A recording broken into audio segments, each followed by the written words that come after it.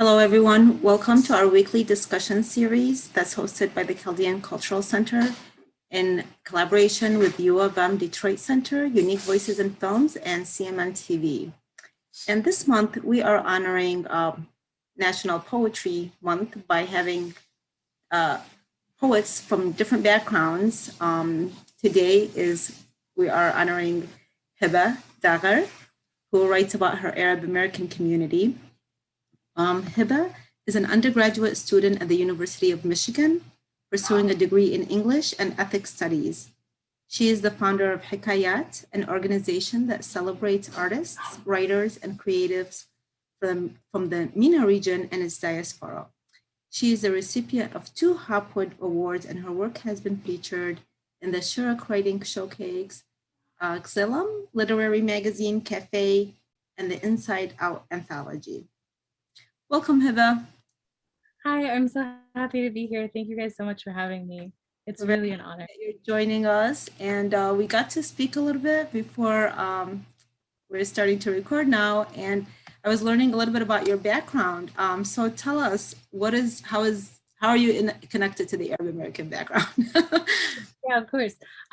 So my parents are Lebanese immigrants, and my father came around the 80s and 90s, and my mom came towards the tail end of the 90s. And I was born in Dearborn, Michigan. I was raised here in East Dearborn, which has the largest concentration of Arab Americans in a 5-mile radius.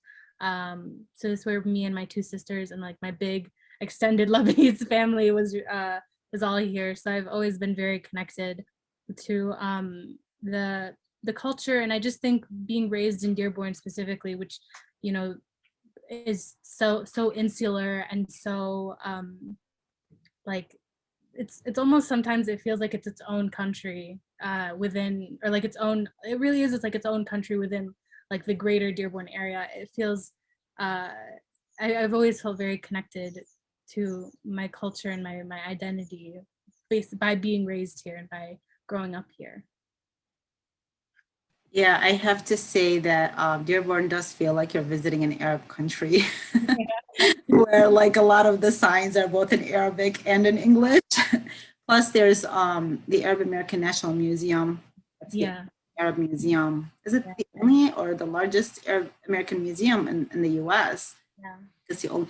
Yeah, so that's probably an inspiration as well. It might have been established before you even started into your poetry. And how did you start? Yeah.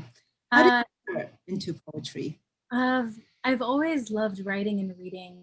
My family used to, and like my friends and family used to make fun of me because I wouldn't go anywhere without a book. And it wasn't always poetry. I always used to like write little stories and things like that. I'd like get 10 pages into like a big novel idea, and then I'd like stop writing because I didn't know where else I wanted to go. So writing and reading has always been something that's very close to my heart. It's always been like a form of escaping the world I'm currently in by creating one of my own. But poetry wasn't always something I was into. I think because the way that I was taught poetry was very similar to like a lot of students, where it's like once the year, towards the end of the year, you have like a little section of poetry in your class, and you look at, you know, you have to look at all the devices, and you have to look at the figurative language and all that kind of stuff, which I love that, but it doesn't really get to like the heart of or like the soul of reading poetry and like why I love it. And the birds are all singing outside. So I'm sorry for that. But yeah, so I wasn't always very into it, but then I became a teenager and I started I'd get like little fragments in my mind, or like little lines that I wanted to write down, and I'd put them in like little notebooks around my room or in my phone. And I never considered this to be poetry. I always was like, oh, I have this idea, I should write it down, it sounds pretty. But then towards the end of my senior year, my sister, who was working with the Arab Student Union, which is an organization at Fortson High School, which is the high school that I went to, they host an annual poetry slam. And the president at the time, who was a girl named Zainab, who was a really good friend of mine, she asked if I wanted to submit something. And I'd never really written poetry before, but I was like, okay, sure, I'll do it. And I felt kind of bad because I had like a half idea And like I'd show up to the rehearsals with like barely anything on the paper. But then the night before, I was like, suddenly it hit me and I was like, okay, this is what I need to talk about. This is what I'm feeling. And I ended up writing a poem about my kind of weird relationship with Arabic and like the kind of jilted Arabic that I speak. It's not really, I don't think of myself as fluent, but like I can speak, like there are gaps in my language, I think. So it kind of talked about that and kind of wrapped it in my identity. It was a very like teenage girl poem. It was a very like first poem, but I still read it sometimes and I'm like, yeah, I want to honor that girl's feelings because she did, you know, I was able to, I felt like that was one of the first times where I was able to articulate what I was feeling. And through that, I got to meet this really wonderful poet named Kamalia Youssef and another poet named Malik. And they had a little organization through Inside Out Poetry in Detroit. And once a week, we would meet in a classroom in Fortson's B Hall and we would just talk about poetry and we'd have like a little workshop. And it was through there that I was really introduced to what poetry could do and what poetry has the potential of being. And yeah, that's kind of where I started and I haven't stopped since.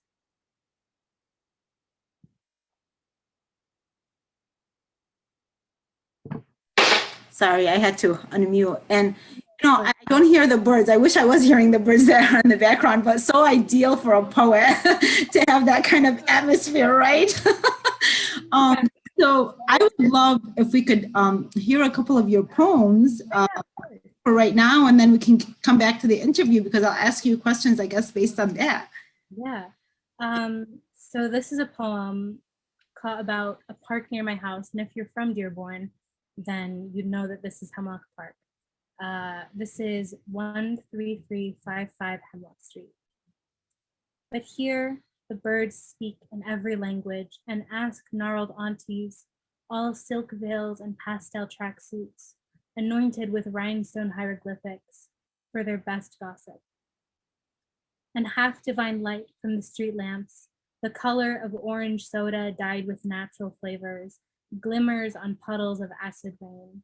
The smell of petrichor and fry grease hang thick in the air like smog. Instead of angels, for there aren't any to spare, there are Nescafe colored boys, all curly hair and no halo, all tight white tank tops and neon basketball shorts, all JV wrestling boys, who pummel each other into the center of the baseball diamond, split blood and tooth into home plate. God is everywhere, and where he isn't, we make more room. And then this is one that I wrote after I was a poll worker on election day this year. And this is a poem, and I was working in Dearborn, in East Dearborn, and I wrote about the experience and kind of the voter suppression that I saw. And it was a really harrowing time. It was really wild for me. So I ended up writing this poem. Sitting on a plastic chair at Laurie Middle School's gymnasium while working Election Day 2020 in Dearborn, Michigan. After lying in a hammock at William Duffy's farm in Pine Island, Minnesota by James Wright. Above me, the dappled light hits on caramel-colored linoleum like sunlight on pond water. Instead of birdsong, we have the warm whir of a broken tabulator and the precinct manager denying another hajj or ammo a translator. The line inches forwards, curling around the gymnasium like ants on a log, hoping for some kind of liberty or retribution or whatever we're calling it today. To my right, the volunteers, weary, unpaid, and still here despite all that, yawning like big cats in nature documentaries. No one notices. We're far too busy awaiting more ballot applications from the city clerk's office. I have wasted my life. And that's my second one.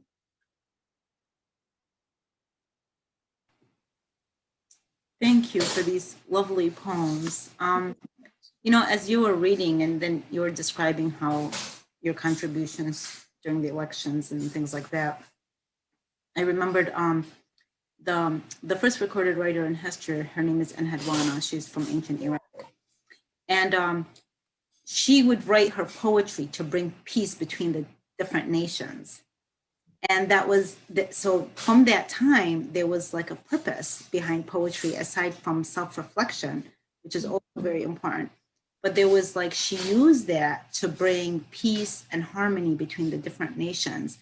And I was because I think like when you are the arts transcend, you know, they transcend gender, ethnicity, they transcend everything, and then you can kind of just see the heart of what's being said. Yeah. Even if it's a political poem, it could still touch your heart because it's coming from the heart and it's not necessarily aiming to put a burden of a message or trying to gear you in a certain way. So that was very beautiful. And I'm wondering regarding the organization called Hikayat. Yeah. Can you tell us about this and when and why you started this organization? Yeah, of course.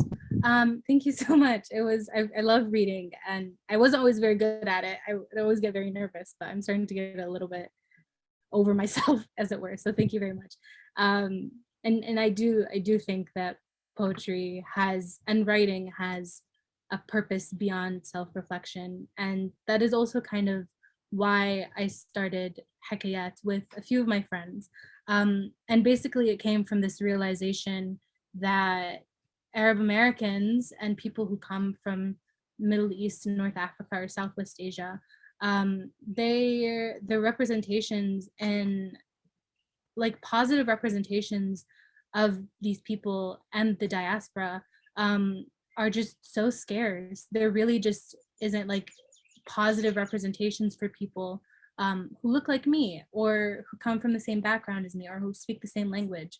And it just I there's just instead there's just this really big, this huge torrent of just negative information to the point where like there's just complete spread of misinformation. People barely know things about Arab culture. They barely know things about the rich history of art and literature, or even just the fact that like there are living Arab artists today. If people like want to think about like an Arab artist, they think of like Khalil Gibran, who is an incredible Lebanese poet and mystic.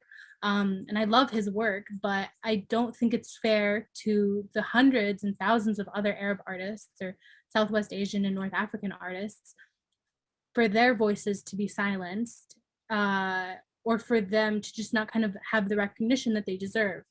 And that's kind of why Hikayat was founded. It was just kind of an idea of, we want to create a space where not only can we celebrate and center Arab and Southwest Asian and North African artists and writers and creators, but we also want to have a space that kind of creates the next generation. We want to be able to have workshops and art classes and that kind of thing. We want to be able to teach people about the culture, students who despite the fact that they like might live in like Arab families and that kind of thing, they might not know a lot about culture and they might not know too much about history. So that's kind of why Hikayat was founded. It was just to create a space that we didn't see existed. We wanted to have somewhere where we could, all of my friends are very nerdy and bookish, and we all love reading and writing, but we just wanted to have a space where we could talk about like from our culture and from our perspective and celebrate the voices that we just didn't really see were totally represented. So yeah, that's kind of how it was founded. We have a book club, which is really wonderful. We're actually sending out copies of April's book, which is A Map of Home by Randa Jarrad, which is one of my favorite novels and something that I think every young girl should read. It's just so heartbreakingly honest, and I really adore it. But yeah, we're actually sending those copies of the book out sometime this weekend, and we're going to start having workshops. We have a speaker series where we highlight the work of a living Arab artist. Students mostly are able to talk to them and ask them questions and kind of have this role model for someone that they can look up to, because the thing with like Arabs and Arab Americans is like, or like people from the region, is that like they all want their kids to be like doctors and lawyers and pharmacists. So this is like, okay, those are all excellent, we need those jobs, but you know, there are also artists, and art is art can be like a sustainable career for you, and here's someone who's doing it. It's, you know, so that's kind of the idea behind it. So how can somebody join your club or your organization? How can they contact you guys? Yeah. So we have an Instagram, which is kind of where we have a lot of the advertising for our programs and things like that. It's at hi dot Hikayat, K-A-T. Because at Hikayat was taken. I could put it in the chat, I think. Well, I can, when this is going to be recorded, so we're going to put it on our Facebook post that we're right now, but we're also, this is recorded and we're going to be uploading it on YouTube, and I can include the link to that. All right, perfect. So yeah, mostly we have our Instagram, which is how we do a lot of the advertising for our events. And then right now, because of COVID and because, you know, our safety is our first priority, a lot of our events are taking place online. Last week, just last week, we actually had the author Zain Dagher come and talk about his book, 30 Names of Night, all the way from Italy, which was really wonderful. Yeah, that's what I'm really liking about, I know that there's, you know, we've had to go virtual for most of the part, but at the same time, we've gotten to meet people from all over the world that we wouldn't have had the chance to meet otherwise. And they got to know about us and we get to know about them. And this has forced us to just look at things in different perspective. Yeah. It's wonderful. Yeah. Yeah. And, you know, regarding the arts and culture, honestly, like the Lebanese are known in the Middle East. They're pretty much ahead of a lot of the other countries. So as much as you guys might feel like marginalized and stuff, you do have a very strong arts and culture position in various places, including in film. Yeah. So Egypt is very strong, and so is, and Lebanon is known for that as well. Like we were watching like Netflix during the pandemic, and just, you know, I see this wonderful, they have a really great selection of Arab films from different countries. Of course, Lebanon and Egypt are up there, but, you know, of course, they're in the foreign film category. So it kind of limits, it's just kind of, it's targeting the same audience, which we already get to see these kind of things. It would be great that we can have more Arab American films, more mainstream, so that the opportunity to see a different version of that world than what we're constantly shown, you know, that's really what films and stories do. They give you a different perception, especially for communities that have been just, the focus has been just like violence, wars, religion, violent terrorism, and over and over, and all seem like it's tied together, right? Yeah. You know, yeah. So I'm very happy that you're doing this kind of work. And where do you see this? Where do you see Hikayat, or even your personal work 5 years from now?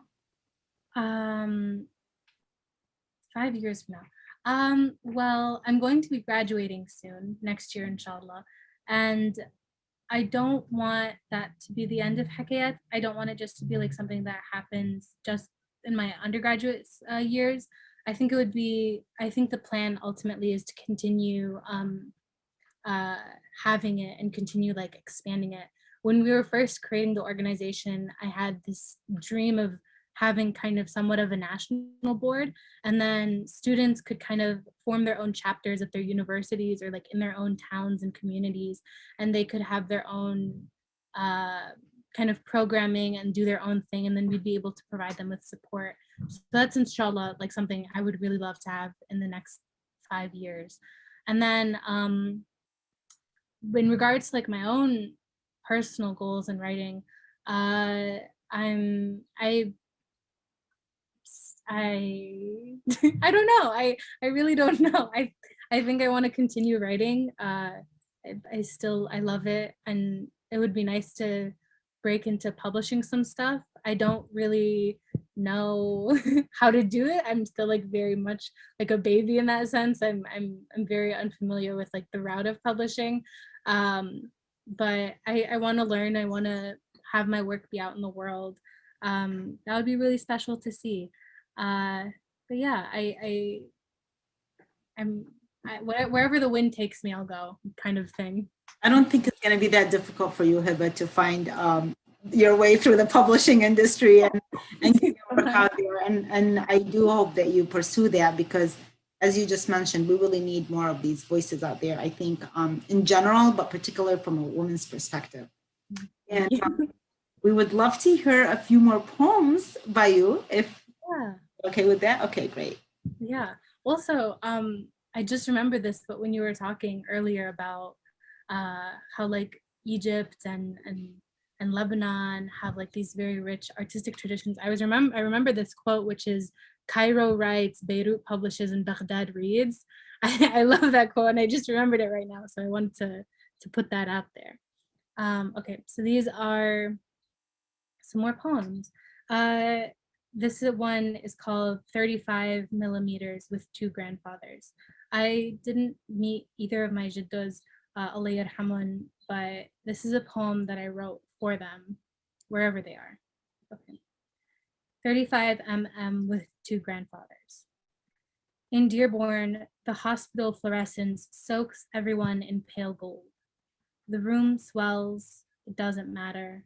The nurses gave up a long time anyways. Someone starts a half argument. She's all her mother. Look at the cheeks like the swell of the fullest moon, ours. Someone else says no. Look at the nose, small now, but when she's older, it'll look just like her father's. There are 4 good shoes, black and reflecting off the linoleum, 2 shirts, thick with starch and sweat. A pack of Marlboros tossed in the bright blue bin, first gift to this new life. Soon there will be birthdays and arguments, and Eid breakfast, and 4 hands lined like paper that hold and prod and pinch and kiss and promise. And then this next one is called Exiled Matriarchies on Normile Street. It's a contrapuntal, so it's kind of written in one side, and then that one side is a poem, and then there's another side that's also like a poem, and then read together also has a different meaning. So I'm going to read this 3 times so to like get the full meaning. It'll be a little tricky, but I'll try. Okay, 1. We were born drunk on nostalgia and mint tea. Underneath a cloud of dark hair, we kiss the curling hookah pipe. Our names are holy. Flowers, prophets, split pomegranates between 2 sisters, laugh over the cosmic destruction, which awaits us beyond this living room. It's all we know. We awoke, hungry and bathed in vinegar. We celebrate our abstinence, gossip about someone's bare-thighed daughter. We mourn the girls we could have been and wait, soak in the grief which made our mothers a mother. We don't mean to romanticize another tragedy, but it's all we know. We were born, we awoke, drunk on nostalgia and knit tea, hungry and bathed in vinegar. Underneath a cloud of dark hair, we celebrate our abstinence. We kiss the curling hookah pipe, gossip about someone's bare-thighed daughter. Our names are holy, flowers, prophets. We mourn the girls we could have been and wait. Split pomegranates between 2 sisters, soak in the grief, laugh over the cosmic destruction which made our mothers a mother, which awaits us beyond this living room. We don't mean to romanticize another tragedy, but it's all we know. And then this last one is a newer poem, which is called Upon Revisiting a Dead Bird. And your wings, so green they appear almost artificial, like a bottle of lime-flavored soda, are splayed out on the concrete curve of sidewalk. It feels wrong for something so lucent to be lying here and not amongst your celestial brethren.